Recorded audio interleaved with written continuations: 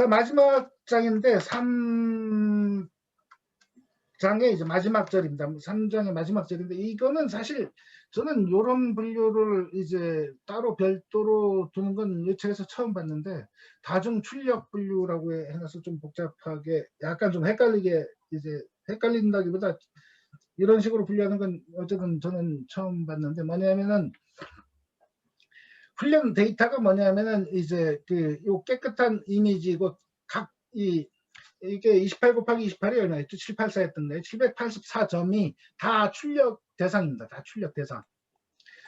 여기 그림을, 이 책을 한번 나중에 뭐 천천히 읽어보시면 좋은데, 이게 사각형 이미지지 않습니까? 사각형 이미지. 여기 요쪽이 28. 아이고 8자를 잘못 쓰겠네. 이런 식으로 쓰면 이제 엠리스트에 넣으면 잘 분류를 못 하겠네요. 28. 에이. 어쨌든 이쪽 28, 이쪽 28이 있는데, 그 각 점, 요 맨 끝에, 요 끝에 점은 대부분의 경우는 이제 하얀색일 겁니다. 하얀색인 숫자가 얼마죠? 숫자가 0인가요? 255인가요? 그 이미지에서 이제 로딩해서 하얀색을 그냥 읽어서 숫자를 찍으면 255로 나올 겁니다. 하얀색이. 그리고 까만 게 0이 나올 거고요. 어쨌든 각 점이 이제 각 점에 대해서 예측을 하는 겁니다. 각 점에 대해서. 요런 데가 이제 그 숫자가 많은 거는 여기는 뭐 255였고 여기도 255였고 요쯤에서 이제 한 뭐 17이나 20이나 뭐 그런 데 나왔던 게 많았어라는 거 훈련시켜놓고 이 랜덤한 요 값을 이제 이미지를 집어여서 깨끗한 값으로 이제 만드는 겁니다. 각 점이 출력이 되는 거죠. 각 점이 출력. 그래서 이제 내용 자체는 그런 거니까요. 거기에 이제 보시면은 이제 KNN 갖고 해서 멀티 웨이블 각 점 28/28점에 이제 값을 예측한 거라서 한번 돌려보시면은 뭐 큰 무리 없이 이해하실 수 있을 거라고 저는 생각이 되어집니다. 그래서 대신 이게 훈련시킬 때나 수행하는데 시간이 좀 오래 걸려서 그게 좀 이슈가 있고요. 아직도 얘는 이제 돌고 있습니다. 아마 이 상태로는 요 뒤에 코드를 직접 실행시켜 드릴 수는 없을 것 같고요. 한번 쫙 보시고, 요게 다중 출력인 경우가 아주 심플합니다. 여기 아까 얘기한 대로 랜덤 인티저를 이제 한 거는 이제 노이즈, 회색 뭐 노이즈 같은 걸 이제 만들어서, 원래 엑스트레인이 이제 숫자 쓴 거죠. 거기다가 노이즈를 하면은 아까 요 장표에서 요런 이미지로 됩니다. 요런 이미지. 요쪽 이미지. 그거를 이제 만든 걸 갖고서 원래 걸로 다시 이제 되돌리는 노이즈 제거하는 형태로 이제 한 거니까요. 여기 한번 따라가서 해보시면은 크게 문제 없이 이제 하실 수 있을 거라고 이제 보이고요. 여기 보시면은 이제 MOD라고 붙은 놈들은 약간 노이즈를 이제 넣은 거고, 그렇지 않은 거는 이제 뭐 다시 뭐 하면 되니까. 프리딕트 하고 나서 이제 KNN으로 이제 프리딕트 하고 나서 각 점을 다 찍은 거죠. 점을 찍은 거라서 클린 이미지로 나옵니다. 한번 해보시고요. 이게 코드가 제가 뭐 따라가 드릴 수가 없어서 요거는 제가 얘는 스탑 시키겠습니다. 스탑 리스타트하고, 왜냐하면 우리가 사장을 나가야 되니까요. 테스트 해보시고 이제 뭐 안 되실 때 뭐가 좀 이상하다 그러면은 나중에 한번 좀 얘기를 주시면은 그거에 대한 설명을 이제 드리도록 하겠습니다. 이제 3장을 가까스로 마치고 이제 4장으로 좀 들어가 보겠습니다. 4장은 이제 모델 훈련에 대한 얘기를 하면서 리니어 모델이나 이런 걸 훈련하는데, 여기 모델 작동 방법에 대해서 이해를 이제 하기 위한 거라고 이제 돼 있는데요. 이걸 이해하면 뭐가 좋아지느냐? 모델을 선택하는데 요거를 쓰는 게 좀 좋을 것 같아라는 걸 좀 잘할 수 있습니다. 그다음 훈련 알고리즘을 선택할 때도 그렇고 하이퍼 파라미터도 이제 느낌상 요게 좀 좋을 것 같아라는 그런 선택에도 좀 도움이 됩니다. 그다음에 디버깅하거나 에러 분석에도 도움이 되고 이 챕터에서 나오는 많은 개념들이 신경망에서 이제 적용하는 방법들이 상당히 많습니다. 그래서 그 방법들을 이해하고 이제 그 훈련하는데 여기 뭐 필수라고 했는데 영어로 뭐라고 써놨는지 모르겠지만 어떤 필수라고 이제 157페이지 중간쯤에 이제 그 신경망 할 때 필수야라고 해놓고 있습니다. 여기서 이제 과대 적합과 이제 그 규제에 대한 것들도 좀 얘기를 하고 있고요. 과대 적합과 규제에 대한 이제 그 이해하는 그걸 얘기하는데 책에서 이제 훈련법 두 가지를 이제 설명을 하고 있는데 하나는 뭐냐면은 수학적 계산으로 해서 이제 답을 내는 훈련 파라미터를 찾는 그게 있고 또 하나는 이제 스토켓 앞에서 나온 얘기입니다. 그 그레디언트 디센트 참 점진적으로 접근해 나가는 그레디언트 디센트 방법을 여기서 다시 한번 얘기하고 있어서 앞에 3장에서 한번 했기 때문에 그 부분은 좀 쉬울 것 같고요. 근데 중간에 이제 그 수식들이 상당히 많이 나옵니다. 수식들이 많이 나왔는데 그 수식들에 대해서 이제 별도로 또 뭐 하시려면은 여기 익숙치 않다면은 이제 이 책을 번역하신 분이 이제 수식에 대한 걸 좀 해놓으신 것 같아요. 그래서 158페이지 중간에 이제 그 네모 박스 안에 이제 선형대수와 미분에 대한 기초 튜토리얼을 뭐 해놓으셨다니까 한번 관심 있으신 분들은 그걸 한번 보시고요. 그렇지 않으면 이제 컨셉추얼하게만 이제 보셔도 저는 괜찮다고 생각을 하는데 그럼에도 불구하고 이해가 잘 안 되면 이제 얘기를 주시면은 제가 좀 설명을 할 수 있는 거니까 좀 하겠습니다. 전체 내용은 일단은 선형회계에 대한 걸 먼저 다시 한번 이제 리마인드 하고 있고요. 그거를 경사하강법으로 이제 접근하는 방법. 경사하강법 말고 이제 그냥 하는 법도 이제 얘기를 하고 있고요. 그 다음에 선형회기에서 다항회기에 대한 거. 그러니까 선형, 예전에 권 대표님이 선형에 대한 얘기를 자꾸만 집중하셔서 제가 좀 이따 선형에 대한 걸 다시 한번 얘기를 드릴 거고요. 다항얘기, 그다음 학습 곡선, 학습이 어떻게 되고 있는지를 좀 보고 파라미터에 따라서 어떻게 학습이 되는지 좀 볼 거고, 그 다음에 선행 모델에다가 규제를 넣어서 레귤레이션 하면 진짜 좋아진다 그러는데 진짜 좋아지냐라는 걸 이제 좀 상세히 살피고 있습니다. 그 다음에 회기 중에 로지스틱 회기가 있는데 사실은 이건 결론적으로는 회기가 아니라 판별의 문제로 들어가거든요. 이게 맞냐 틀리냐 뭐 그런 게 들어가는데 그걸 하고서 전체적인 사장을 마무리하고 있습니다. 맨 처음 맨 앞에 이제 선형회기 앞쪽에서 봤던 거죠. 이렇게 해서 Y가 예측하는데 이 X1, X2, X3 피처들의 가중치 세타 1, 세타 2, 세타 n 그리고 이제 절편, Y절편 해서 이런 모델로 이제 예측을 하는 건데 데이터가 선형적으로 놓여 있다는 가정하에 있는 거죠. 데이터가 선형으로 있는 걸 가정을 하는 건데 자 그러면 이제 앞에 얘기한 대로 선형이 뭐냐? 선형이 뭐죠? 선형. 권 대표님이 예전 항상 선형할 때 너무 어렵게 생각하시는 것 같기도 한데 저는 왜 그걸 고민하시는지 이제 잘 몰랐는데 어쨌든 생각해보면 좀 헷갈리는 말일 수도 있는 것 같아요. 헷갈리는 말이 우리말로 선이라 그러면 직선도 있고 곡선도 있잖아요. 곡선 생각하시고 막 그래서 그러신 것 같은데 제가 선형 어디 정리해 놓은 게 있는데 어디 갔냐.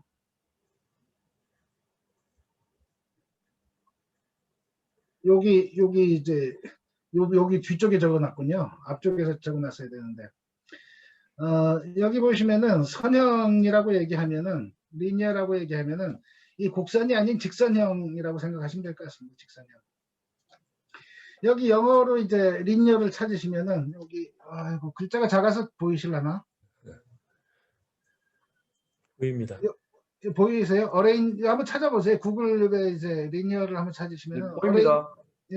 extending along straight 스트레이트와 nearly straight 라인을 따라서 하는 거다. 그 이쪽에 그 한글로 번역된 거 1차에 1차. 뭐 그냥 선하면 이제 곡선, 우리말로 곡선도 있고 직선도 있어서 자꾸 선형에 대해서 그 선형의 정의를 너무 깊이 들어가시는 것 같은데, 이제 그냥 직선이라고 생각하시면 될 것 같습니다. 직선 형태에. 근데 이제 그 여기서 보시면 선형 모델 갖고 이제 그 비선형인 걸 취급하는 게 다항획인데, 어쨌든 뭐 다항획도 쓸 수 있다라는 건 뒤에 얘기하고 있지만, 어쨌든 심플하게 쉽게 그냥 직선형, 이게 직선이잖아요, 직선. 요게 제곱이 들어가고 그러면 이제 곡선이 되겠죠, 제곱이 들어가고. 근데 직선형을 먼저 보시고 직선형을 하는데, 선형 회귀 모델을 이제 훈련시키거나 그런 건 뭐죠? 선형 회귀 모델 자체가 이제 그 입력 특성 x1, x2에서 xn의 가중치, 얘는 0.1만큼 기하해, 0.2만큼 기하해, 이제 그런 가중치를 곱한 걸 더하고 요 세타 제로 절편을 이제 그 넣어준 거, 요 형태다 이게. 그래서 훈련을 시킨다는 거는 결국 세타 제로, 세타 1, 세타 2, 이 세타를 결정하는 게 훈련 과정인 거죠. 훈련 과정. 가장 잘 맞는 세타 값들을 구하면 되는 거죠. 가장 잘 맞는 데이터에 가장 잘 맞는. 요거를 이제 수식적으로, 이게 길게 쓰는 걸 싫어해서 이제 한 줄로 쓰면은 이제 요런 형태가 되는 거죠. 이제 요 형태가 요게 이제 요거죠. 요거 내적, 벡터 내적을 한 거죠. 이 멋있게 보이려고 T를 딱 써놨는데, 이 트랜스포즈, 그러니까 보통 얘가 이 벡터가 서로 이제 그 요렇게 돼야 내적이 되니까 이제 그런 건데, 요렇게 된다는 게 뭐라고 하면 좋을까? 이게 얘의 그 행위 개수랑 얘의 열의 개수가 이제 맞아야 이게 그 내적이 되지 않습니까? 그래서 뭐 이렇게 쓴다라고 이제 뭐 보시면 될 것 같고요. 그 다음에 그 가장 잘 맞는 선형인 경우 가장 잘 맞는 파라미터를 구하는 방법이 뭐였나요? 기억 혹시 나시나요? 예측한 값하고 실제 값을 그 차이가 줄어들면 되는 거죠. 줄어들면 되는데, 그 귀찮게 왜 여기 2는 왜 해놓은 거죠? 2는 이 차가 줄어든다는 거를 이제 어떤 차를 생각해 보면 플러스도 될 수 있고 마이너스도 될 수 있지 않습니까? 이제 플러스 마이너스가 막 엮여버리면 제로가 돼버릴 수도 있겠죠. 그러면 틀렸는데 틀리지 않은 것처럼 보일 수가 있겠죠. 그래서 절대값, 틀린 크기를 이제 하는데, 틀린 크기를 평가해서 이제 얼마나 고쳐야 될지 알아야 될 거지 않습니까? 근데 이걸 절대값으로 할 수도 있겠죠. 절대값. 틀린 또 절대값을 더해서 이 세타는 많이 틀리네, 그러니까 고쳐야 되겠네, 그렇게 알 수도 있겠는데, 이 제곱을 하는 이유는 뭐죠? 제곱을 한 거는 사실 절대값보다 이 제곱 처리하는 게 편해서 그렇습니다. 편해서. 절대값은 수식으로 계산하기가 좀 귀찮고, 미분도 약간 좀 묘하죠. 이제 0인 지점에서 이제 그 미분이 안 되니까 전체적으로 미분이 되게 하는 건 이 제곱을 시켜버리는 게 좀 편합니다. 그래서 수식 계산이 좀 편하라고 이제 제곱을 하는 거고요. 모델 파라미터 설정을 하는 과정인데, 적정성 측정 방법이 지금 MSE가 뭐의 약자죠? mean square error, 그러니까 제곱한 에러, 스퀘어 에러인데 mean, 평균을 냈다. n분의 평균을 냈다. 스퀘어 에러. 그러면 루트 민 스퀘어 에러를 쓰기도 하면 여기다 루트 씌운 거. 루트 씌운 것도 계산이 좀 귀찮잖아요. 루트까지. 어차피 요 스퀘어 에러가 줄어들면 루트 민 스퀘어 에러도 줄어들 텐데. 그러니까 계산 편한 걸로 하는 게 좋죠. 그 다음에 MA는 뭐의 약자일까요? 뭐 아까 얘기한 대로 절대값으로 할 수가 있으니까 absolute value, 절대 에러를 평균 낸 거. 절대값보다는 얘가 낫다 그랬죠. 그래서 이제 하는 거고, 이거를 요 파라미터를 구하는 방법이 앞에 얘기 드린데 두 가지 방법이 있습니다. 하나는 정규 방정식으로 해서 방정식을 푸는 게 있고, 또 하나는 이제 뒤에 나올 이제 스토캐스틱 그레디언트 디센트, 점진적으로 이제 파라미터를 값이 맞는 파라미터를 찾아가 나가는 방법이 있습니다. 정규 방정식 이런 1차식인 경우 이게 뭐 사실 어렵지 않습니다. 어렵지 않아서 이제 그 넘파이 선형대수 모듈에 이제 그 실제 실습 코드에 이 방법, 저 방법 많이 여러 가지 방법으로 다 풀어줘 갖고 그게 필요한지는 잘 모르겠지만 어쨌든 이 방법, 저 방법으로 다 풀어줬더라고요. 여기 그 넘파이에 보시면은 이제 이런 정규 방정식을 푸는 모듈이 이제 있습니다. 여기 넘파이, MP, LIN 하고 AGL이 있습니다. 리니어 알고리즘, 리니어 알고리즘으로 봐야 돼요. 엘지브라네요, 엘지브라. 그 선형 대수학적인 방법으로 해서 그 리니어 엘지브라의 인버스 행렬의 역행렬을 구하는 거죠. 역행렬을 구해서 이제 넣어버리면 그대로 바로 이제 세타가 나오게 되어 있습니다. 그 다음에 근데 사실 이게 인버스 역행렬이 있는 행렬이 잘 없어요. 역행렬이 있는 행렬이 잘 없어서 요 슈도 인버스 그러니까 유사 역행렬, 의사 역행렬 이제 그걸 하는데 그거는 사실 결국은 또 그 구하는 방법이 싱귤러 밸류 디컴포지션 방법을 쓰게 되는데 그 뒤에 163페이지 한번 좀 한번 보시면은 그 얘기를 하고 있습니다. 163페이지에 특이값 분해라는 걸 갖고 이제 한다. 유사역행렬 자체는. 근데 유사역행렬을 왜 쓰느냐는 뒤에 이제 조금 짧게 설명해 놓은 게 있으니까요. 그걸 보시면서 좀 하고 여기에 이제 그 하면서 이런 계산을 할 때 이 역행렬 계산이 계산 횟수가 좀 많습니다. 역행렬 할 때 계산 횟수가. 그래서 그 역행렬 계산 복잡도는 특성수에 민감하다. 특성수 여기에 관련된 게 크게 특성수하고 샘플수가 있는데 샘플수 먼저 혹시 아시겠어요? 특성수가 뭐고 샘플수가 뭐냐? 샘플수라는 건 실제 데이터 개수죠. 데이터. 우리가 데이터를 취합했는데 뭐 100개 모았어, 200개 모았어. 그게 이제 샘플 수인 거고 특성수는 뭐냐면 엠리스트 같은 경우 특성수가 몇 개였죠? 28x28점 784였던 거예요. 뭐 그게 특성수니까 그게 많아지면은 역행렬 계산은 이제 상당히 민감해진다. n의 2.4에서 n의 3배. 그러니까 만약에 특성이 하나면은 뭐 세제곱해도 1이죠. 2면은 어떻게 되죠? 2의 세제곱은 2니까 8이 되고 3의 세제곱은 어떻게 되죠? 3, 3, 3이니까 9, 3, 9, 27, 23. 그러니까 엄청나게 그 특성이 많아지면서 역행렬을 이 정규방정식 푸는 게 좀 시간이 더 오래 걸린다는 거고 샘플 수에는 그냥 이제 비례한다. 샘플이 하나면은 1, 2개면 2, 3개면 3 시간이 이제 그렇게 한다니까 이게 작을 때는 상관없는데 이 피처가 커졌을 때는 이 시간 계산 이 시간이 상당히 많이 듭니다. 그래서 우리가 경험했지 않습니까? 이미 앞에서 뭐 돌리면은 뭐 2시간, 4시간이고 도는 그런 게 있어서 그 가능한 요게 빨리 계산되면 우리가 결과를 빨리 볼 수 있으니까 미리 이제 봐주시면 좋습니다. 저 여기 나온 얘기들이 있는데 이거에 대해서 이제 그 먼저 보고 할까요? 아니면 뭐 일단은 먼저 보죠. 165페이지까지 코드를 먼저 보고요. 제가 이제 커널을 리스타트 시켰습니다. 그래서 이제 모든 뭐 데이터도 깨끗하고 그런 환경이니까요. 이제 앞쪽에서 165 라인까지 한번 좀 보면서 저희가 진행하겠습니다. 여기 맨 앞에 이제 버전 체크하고 그 다음에 넘파이라든가 넘파이를 MP로 이제 임포트하고 OS 임포트하고 버전 체크하고 그 다음에 여기 이제 그 그래프를 예쁘게 잘 인라인으로 이제 하려고 그 X축 Y축 그 레이블 사이즈라든가 그런 걸 했고 그 다음에 여기 그림 저장하는 거 그림 보이는 그 펑션을 이제 만들어 뒀습니다. 그 다음에 여기 넘파이에서 요거는 뭐 하는 라인이죠. 요거는 넘파이에 랜덤이라는 그 패키지가 있고 거기에서 랜덤하게 이제 100개 데이터를 이제 했습니다. 그럼 뭐 어떻게 나왔는지 모르시면 그냥 찍어보면 되죠. 대문자 X 같은데 대문자 X. 자 이걸 하면은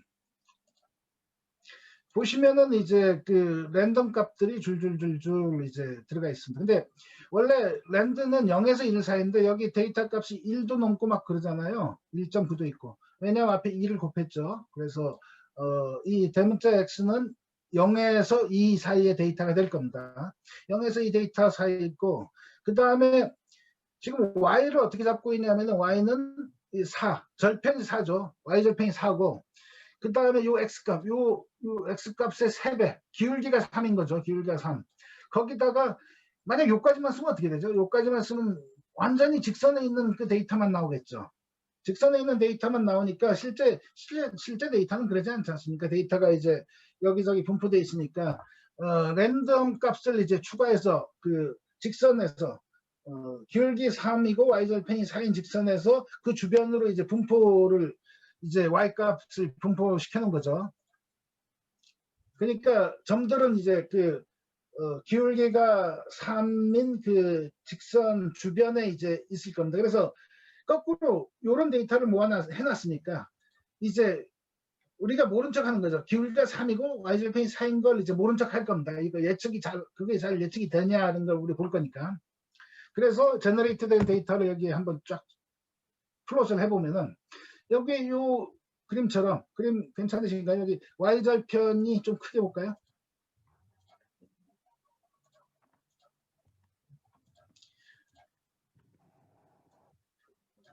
여기 보시면은 y절편이 4고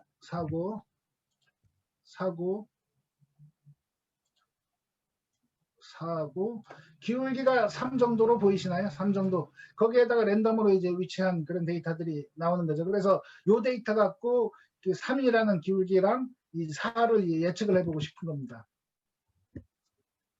가짜 데이터를 만든 거죠. 가짜 데이터를 만든 거고. 자, 그러면은 이제 여기 이제 요런 파트를 뭐 그냥 간단하게 이제 그 하면은 간단하게 이게 지금 요게 뭐냐면은 그 선형대수 방법을 그냥 푼 겁니다. 리니어 엘지브라 아주 심플하죠. 거기 역행렬을 해서 딱 하면 세타 베스트가 나오는데 세타 베스트 앞에 4.21 이건 뭐냐면 y절편입니다.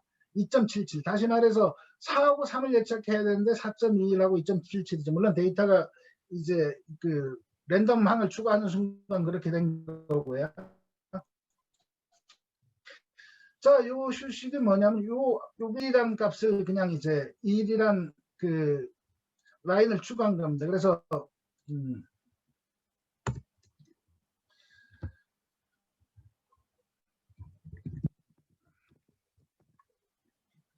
요걸 한번 뭐 모를 때 한번 보시는 게 좋다 그랬죠.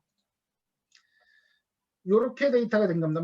다시 말해서 1, 여기 아까 생성한 이제 1.04 요렇게 하는 이유는 뭐냐면은 수식을 생각해 보시면은 세타 제로 있잖아요. 세타 제로도 y절편을 알아야 되겠죠. 여기에 x 제로를 1로 보는 거죠. x 제로 1이 곱해진 거야. 그래서 이 1에 해당 위에 세타 제로에 대한 x를 이제 만들어 놓은 겁니다. 혹시 이해 안 되시는지 모르겠지만 어쨌든 세타 제로 요 x 제로는 1이야. 그러면 요게 그냥 바로 나오니까 수식 하나로 간편하게 만들기 위한 걸 이제 넣은 거고요. 그렇게 해서 인버스 그 역행렬을 해버리면 바로 이제 그 요 세타 제로, 세타 원이 나오게 되는 거죠. 그래서 그냥 저 데이터 갖고 예측한 최대의 이제 세타 제로와 세타 원은 4.21하고 2.77이야 라고 이제 얘기하는 거죠. 그리고 나서 이 0이란 x가 0인 위치하고 2인 위치의 값을 넣으면은 그게 얼마나 되겠니? 라고 하는 거죠. 근데 x가 0인 위치를 그냥 얘도 이제 그냥 집어넣으면 안 되죠. 뭐냐면은 y절편에 해당하는 걸 넣어줘야 되니까 여기 요 작업이랑 동일한 작업을 하고 있는 겁니다. 그래서 여기서 이제 이것도 뭐 찍어보시면은 앞에 1이 더 들어가는 거죠. x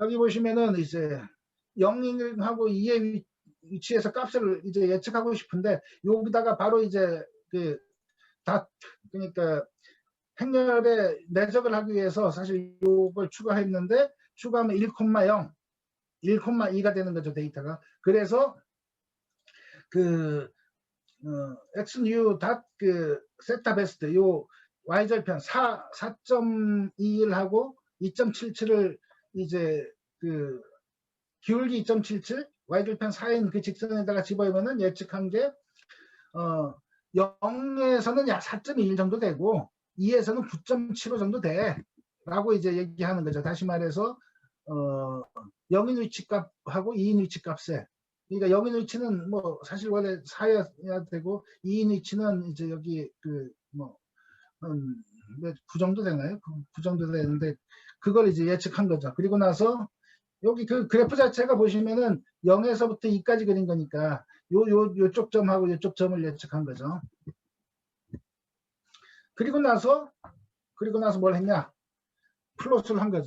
뭐냐면은 요 아까 데이터에다가 여기 예측값 여기 예측해서 직선을 딱 그려보면은 이게 이 그 예측한 선이야 라는 걸 볼 수가 있죠. 요 선 예측했는데 요 선 주위로 이제 데이터들이 많이 몰려 있죠. 어느 정도 뭐 그 예측이 뭐 나쁘진 않다라는 걸 이제 볼 수가 있을 것 같습니다.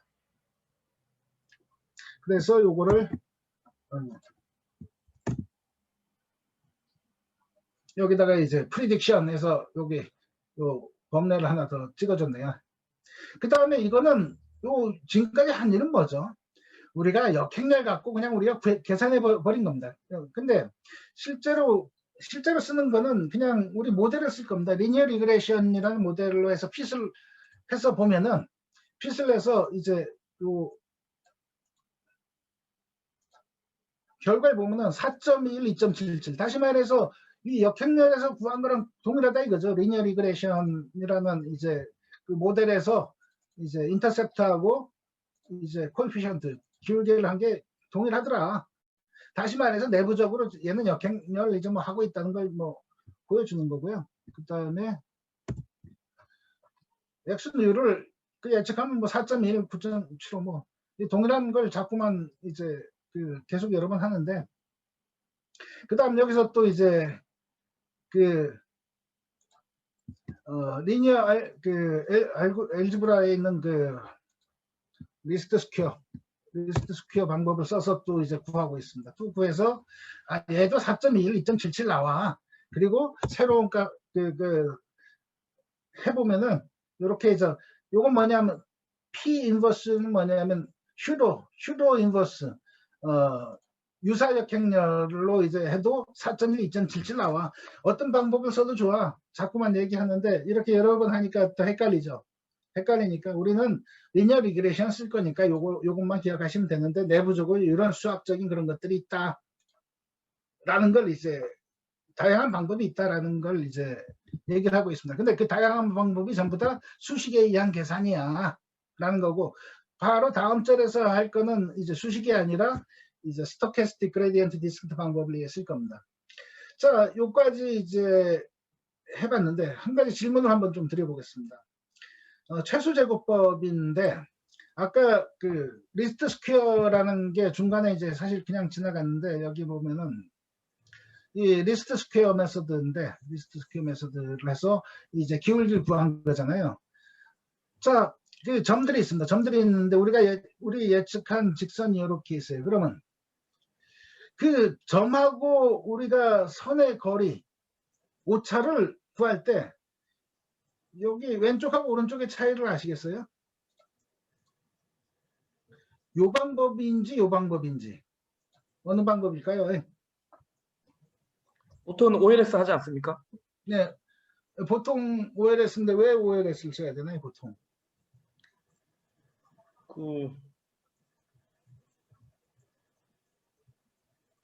예, 사실 뭐 그냥 생각해 하시면 심플합니다. 우리가 예측을 Y를 예측하는 거잖아요. 예. Y 틀린 그 밸류를 해야죠. Y에서 얼마나 벗어났니? Y에서 벗어난 거리를 측정해야 되는 거죠. 토탈 리스트 스퀘어는 뭐냐면 X에서도 벗어난 위치를 찾는 거잖아요. X는 근데 입력값일 뿐이지 얘가 예측 대상은 아니기 때문에 이 X값이 이 파라미터를 정하는데 영향을 줘서는 안 되죠. 얘기가 되시나요? 네. 그러니까 OLS 그 결국 우리는 예측에서 벗어난 걸 찾을 뿐이지 X는 그 결과값에 이제 뭐 하는 건 아니죠. 예. 그래서 OLS 여기 Y만 요 그림이다라는 거. 뭐 별 재미없는 얘기긴 한데. 아닙니다. 그 TLS 하는 방법을 있다는 게 특이하네요. 근데 TLS가 꼭 서포트 벡터 머신 같이 생겼어요. 예.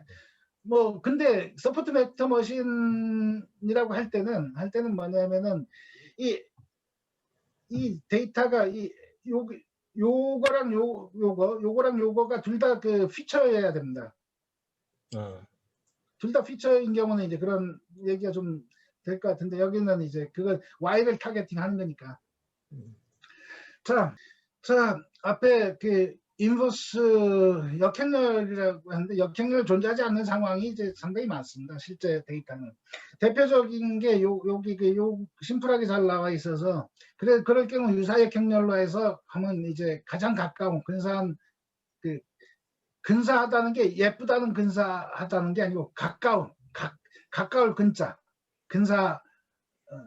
최적의 해를 구하는 형태가 나올 수가 있는데, 대표적인 게 이제 이런 형태인데, 보통의 경우 변수가 x1, x2가 있으면은 x1, x2 값이 뭐니 이걸 이제 정할 때 그 방정식에서 우리가 찾아야 될 값이 두 개일 때는 식이 두 개가 있으면 됩니다. 식이 두 개. 물론 동일한 식이 아닌 식 두 개면은 딱 값이 하나가 딱 나오죠. 근데 실제는 데이터가 상당히 많지 않습니까? 실제 데이터. 예를 들어서 샘플이 요 점 마이너스 1,1, 0,1, 0,1이 결과가 집어넣으면 예측이 0, 1, 3이 나왔어요. 이런 게 세상에 존재할 수가 있나요? 이걸 만족시키는 게 있나요? 다시 말해서 이걸 수식으로 보자면 마이너스 x1 더하기 x2는 0이고, 요 두 번째라는 보면은 x2는 1이고 x2는 또 3이야. x2가 1이면서 3일 수는 없잖아요. 하지만 데이터들은 이렇게 나와요. 실제 그 샘플 데이터들은. 아까 그 직선을 생각해 보시면 직선 주위에 점들이 존재하는 거잖아요. 그 랜덤 값이, 노이즈 값이 들어가든 뭐 하든. 그래서 그걸 전부 다 만족하는 수식은 존재할 수가 없는 거죠.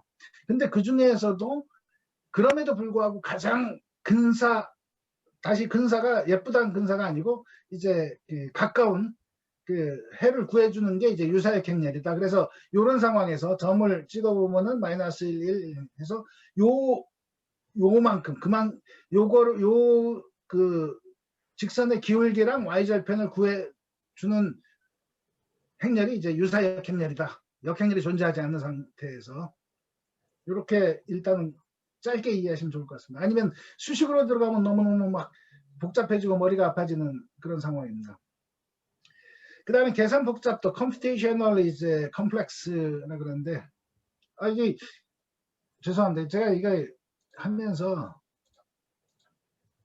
하면서 지워야 됐었는데 페이지 카피 페이스트 하고 나서 이걸 안 지웠네요. 자, 여기 보시면은 이제 computational complexity인데, 사실 별로 사용하는 입장에서는 굳이 막 신경을 안 쓰셔도 되긴 하지만은, 모델을 새로 만들고 이제 어떤 모델을 쓸까를 결정할 때는 요런 걸 좀 생각을 해야 되는 이유는 뭐냐면은, 어떤 모델은 진짜 시간이 너무너무 오래 걸리는 모델들이 있어요.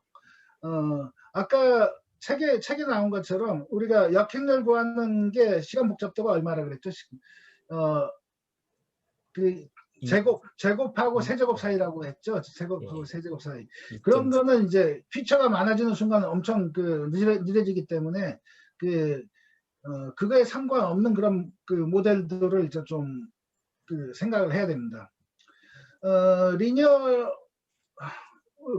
우리가 본 리니어 리그레션 같은 경우는 x제곱이나 그런 게 없기 때문에 이제 아마 정비례하는 선형 정도가 될 겁니다. 근데 제곱이나 세제곱이 들어가는 순간 이제 상당히 많은 시간이 걸립니다. 예를 들어서 간단하게 여기 시간 복잡도 예를 이제 나온 예가 있어서 한번 가져와 보긴 했는데요.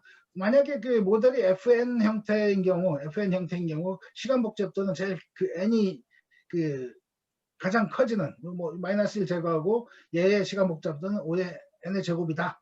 그래서 이제 그 피처가 많아지면 많아질수록 얘는 점점 더 시간이 오래 걸린다. 여기 보시면은 이제 그 오더, 그러니까 컴플렉시티가 제곱하고 그 n하고 차이가 순식간에 벌어져 버리죠. 시간이 오래 걸리게 돼 있습니다. 그래서 근데 많은 경우 그냥 쓰시는 데는 신경 안 쓰셔도 되니까 그 많은 경우 그냥 평소에 하는 그 머신러닝 정도는 신경 안 쓰는데 어쩌다가 가다가 시간이 너무너무 많이 오래 걸려 실행시켰는데 무지 오래 걸려 그럴 때는 한번 좀 들여다보시면은 좀 시간 복잡도가 낮은 모델로 바꿀 수 있는 경우도 있습니다. 근데 여기 책에서 이제 또 재미있게 잘 정리해 놨는데요. 몇 페이지냐면은 규제 말고